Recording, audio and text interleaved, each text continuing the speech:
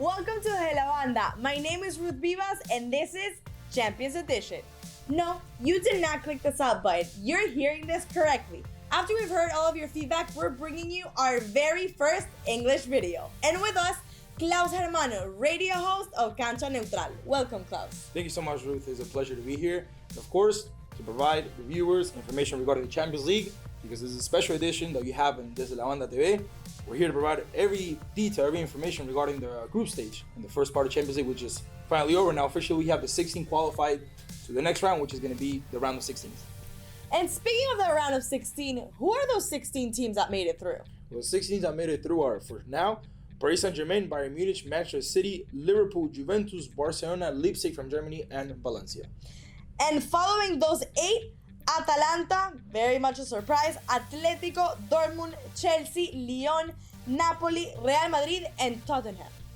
I believe you used the word surprise, and I think definitely one of the surprises in this Champions League was the team from Atalanta, a team from Italy, a team that maybe nobody really paid attention to, but they kind of sneaked themselves into round of 16, and they're going to be competing with giants such as Real Madrid, Barcelona, etc. We know those teams.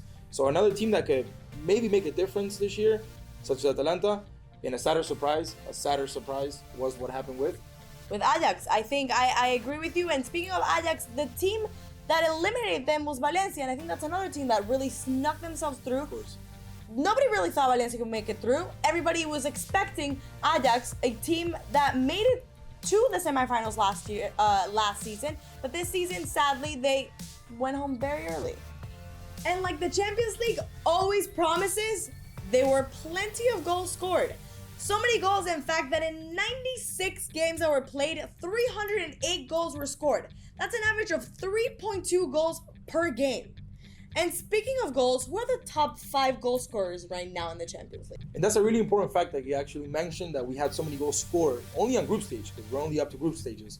And how can we not have all these top scorers when we have beasts in the table such as Robert Lewandowski, the forward from Bayern Munich with 10 goals, Erling Braut Haaland, the guy from Austria, the forward from Salzburg with 8 goals, Harry Kane, which is the youngest guy to reach 20 goals in Champions League, 6 goals, and then of course we have Mauricio Criado from PSG, Mohamed Salah, Gabriel Jesus scoring a hat-trick on the last game of the group stages. So many players are fighting for the award for the top scorer of the Champions League this season. All of them except for one will still have the opportunity to keep scoring to see who can end up at the top. Now, take note of this. If a team is from the same country or they shared a group during the group stage, they're not allowed to play against each other. And just to give you guys a quick example, Barcelona share a group with Borussia Dortmund, so of course they cannot intercede, they cannot cross each other's paths, and they cannot play against each other in the round of 16.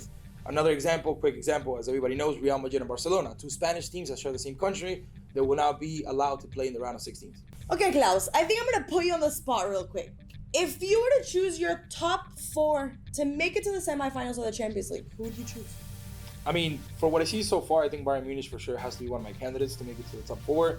Obviously, Liverpool because of the current champions, and they passed a group that maybe to us it wasn't that hard, but it really was, because it was really competitive teams such as Salzburg and Napoli, which also shared groups with Liverpool last Champions League.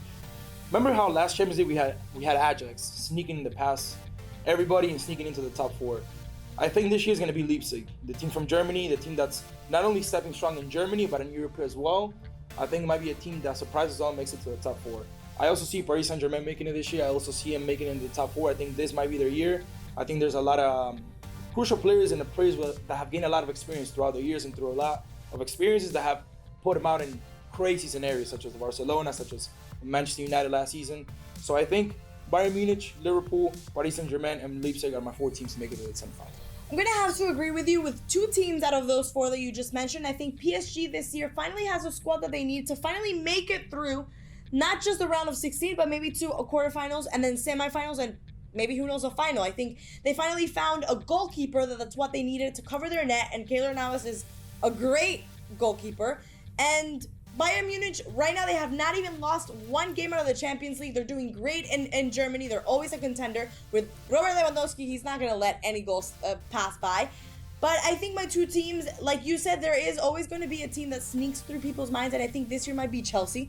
Chelsea's full of young players. Young players are usually full of hunger. They're usually full of potential, and these kids, you can tell, that by the way that they play, that they want to win, they want to make it through, and I think they will. And my last team, which might come like a little bit of a surprise, is Tottenham. I think the change of coach, they now have Jose Mourinho sitting in that spot. He's going to be able to put their brains back to their mentality, back into the mentality that they had last season, where they made it to the finals. We want to give thanks to our sponsors, iCarron Production. Thank you, Klaus, for being here with us. We really loved having you.